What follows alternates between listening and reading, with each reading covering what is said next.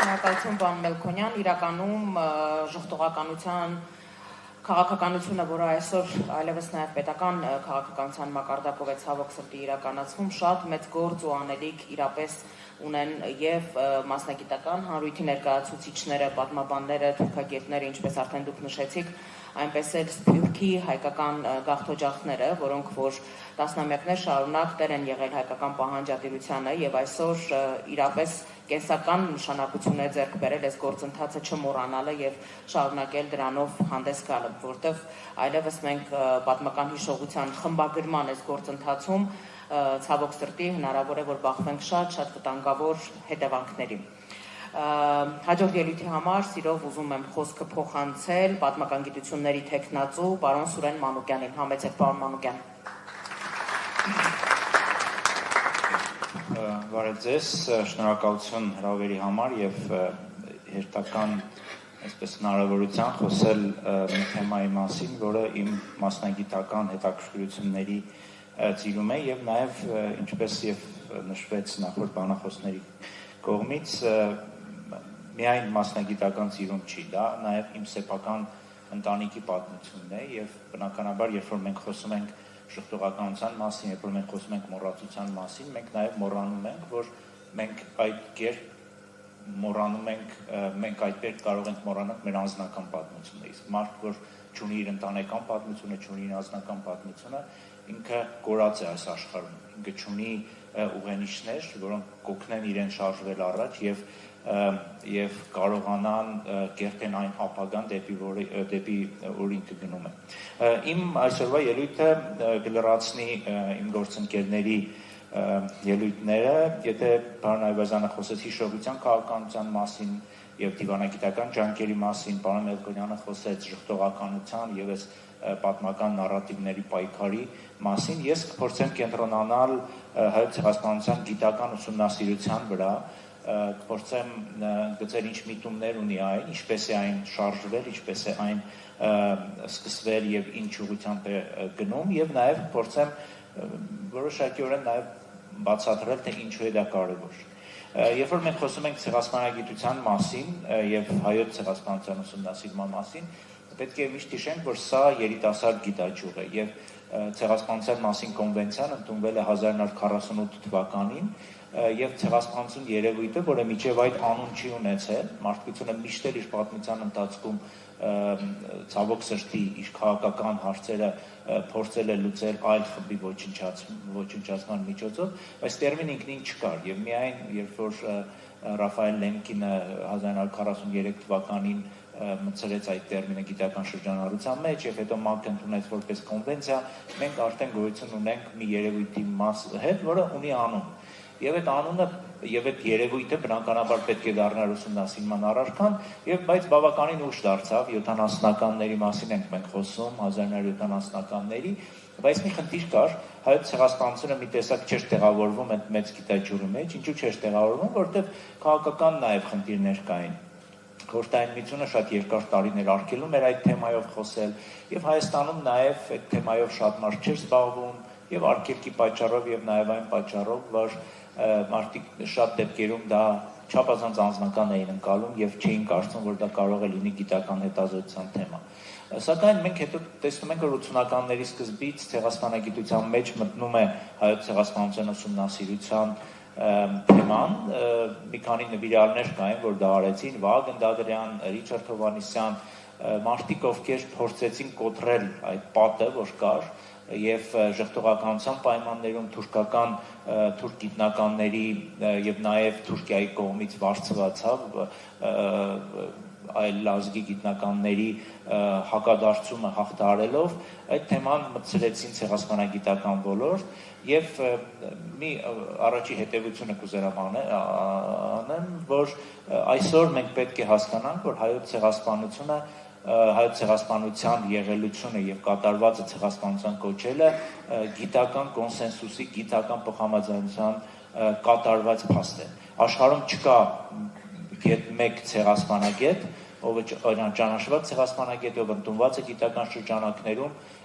ով ժխտում է հայոց ցեղասպանության եղելությունը։ Այսինքն սա ընդունված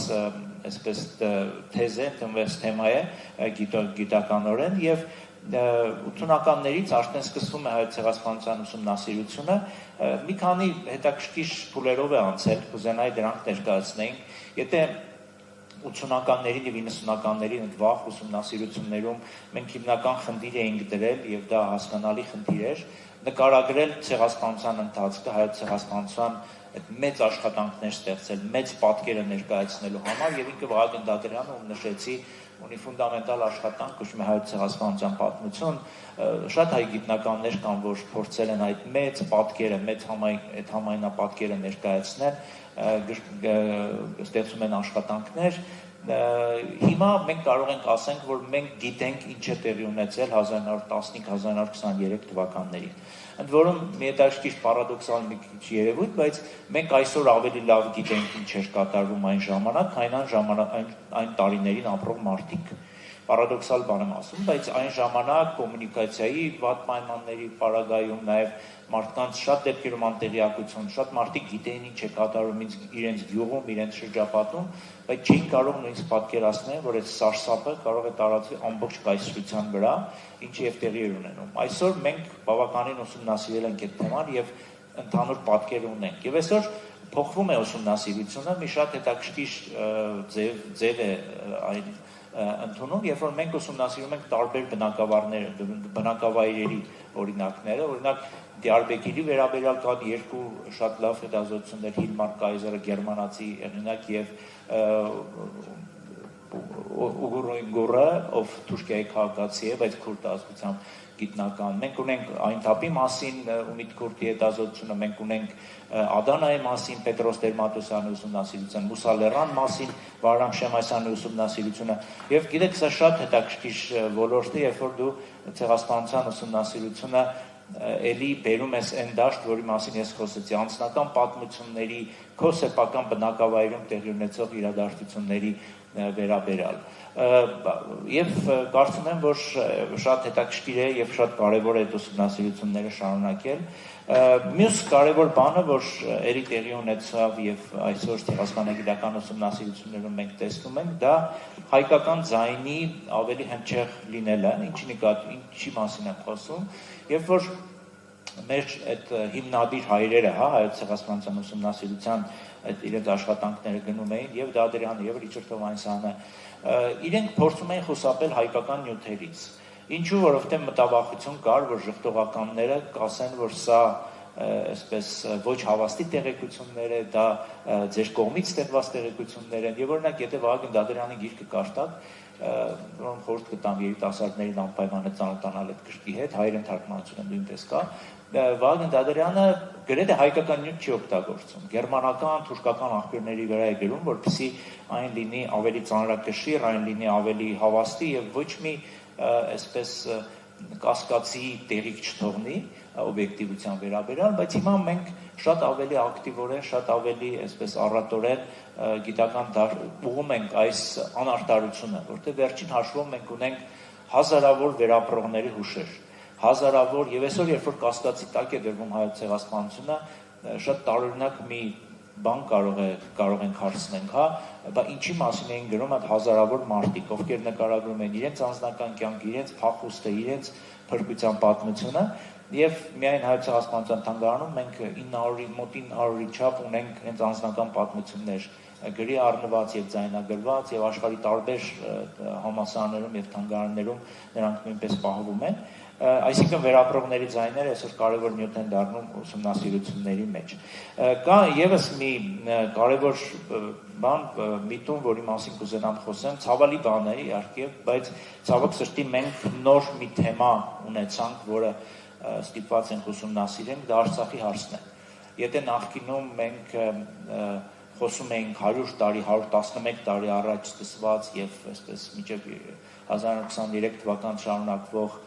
հանցագործության մասին, այսօր մենք գիտական դաշտ ենք նաև ներմուծում Արցախի թեման Եվ ասում են մենք չմտածեք, որ խոսքս հայերիս մասին է, հայ գիտնականների, ես խոսում եմ ընդհանրապես ցեղասպանագետների մասին,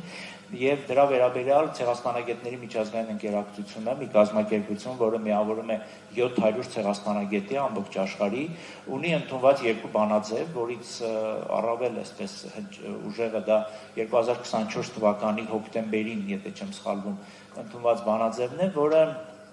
անվանում էր ինչ որ կատարվել է Արցախում մարդկայնության դեմ հանցագործություն, ռազմական հանցագործություն եւ ցեղասպանական գործողություն։ Այսինքն իրենք ցեղասպանագետները արդեն իսկ այդ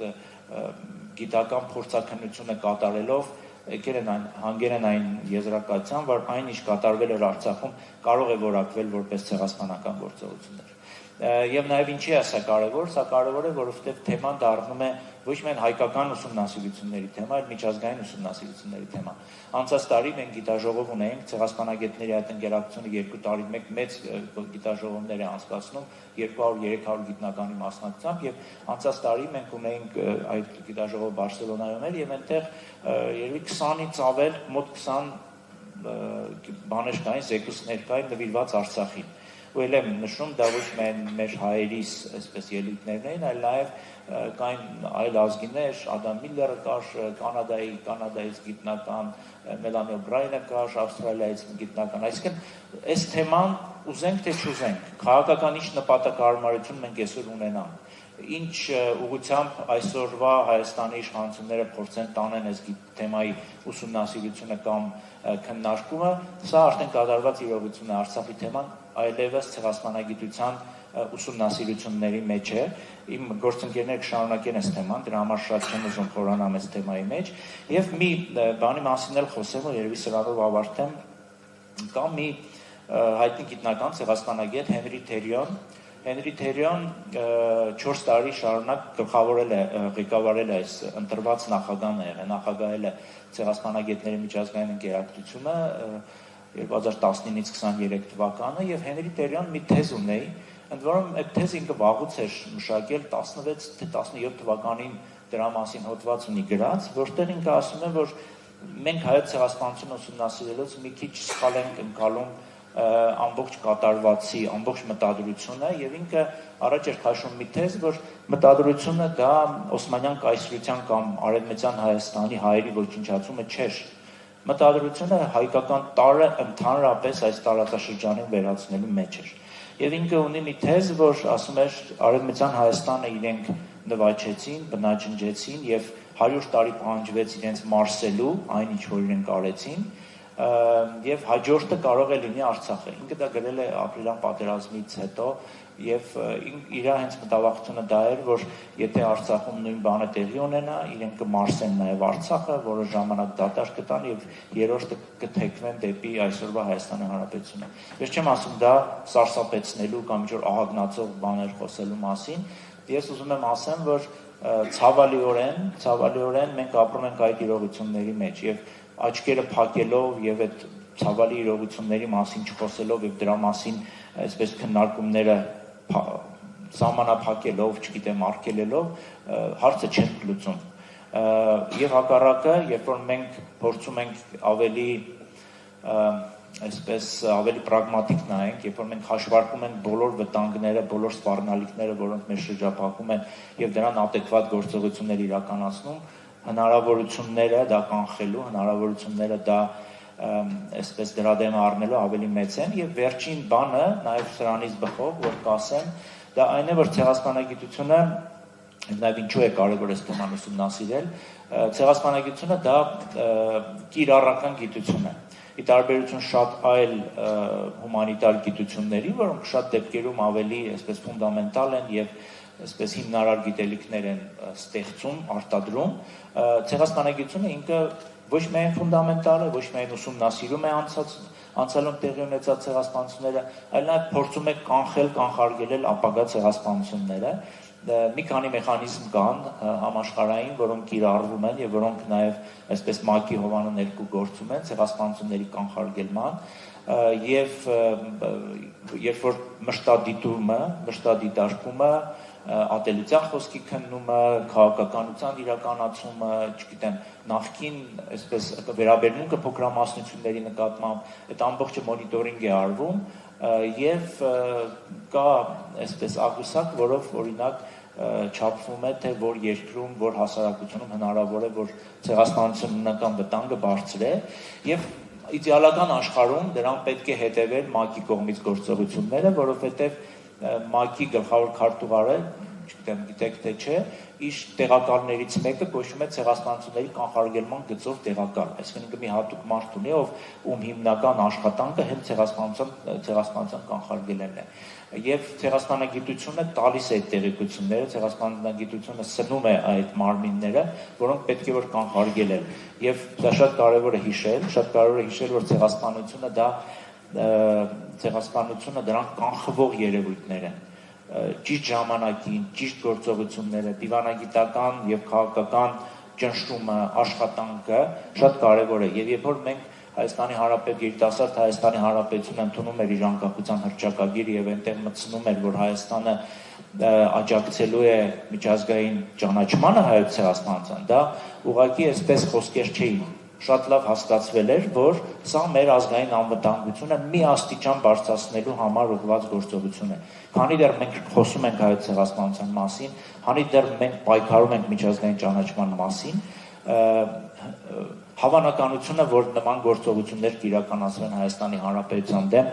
ավելի քչանում են։ Ամենայն դեպս միշտ մենք մեր դիվանագիտական նաև գործիքակազմում եւ քաղաքական գործիքակազմում այդ թեզը ունեցել ենք։ Ցավոք սրտի վերջի շրջաններում տեսնում ենք, որ դա դուրս է հանվել եւ դրա համար աճել են նաև ռիսկները։ Լավ, ձեր համբերությունը չհրաշալու համար այսքանով ավարտեմ եւ համոզված եմ, որ իմ գործընկերները կշարունակեն այս թեման եւ այդ համապարփակ պատկերը մենք ձեզ կարողանանք ներկայացնել։ Շնորհակալություն։